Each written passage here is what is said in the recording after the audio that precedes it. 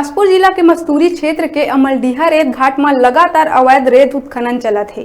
Monsoon लगत ही शासन 10 जून ले जम्मो उत्खनन कार्य ला बंद करे के सख्त आदेश जारी कर दिए है।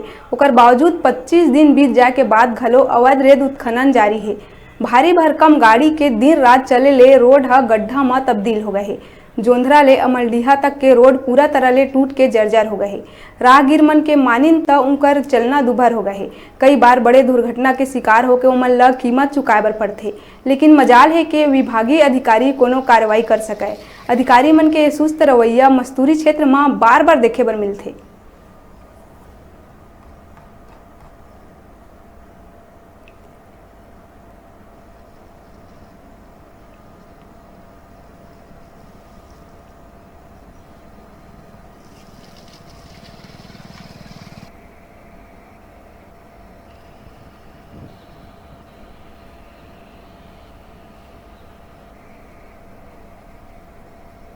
पूरा यहाँ का सिर्फ डंपर है। डंपर जो रेत गाड़ी से निकलता है वो पूरा रोड को गंदा भी कर देता है। पूरा भतुआ दिख रहा है। कभी कभी हम लोग सामान लेकर जाते हैं तो कभी टूट जाता है साइकिल उकल, तो कभी सामान में गिर जाता है। हमारा बहुत नुकसान हो जाता है इस वजह से, ट्रक की वजह से, रेत वाले।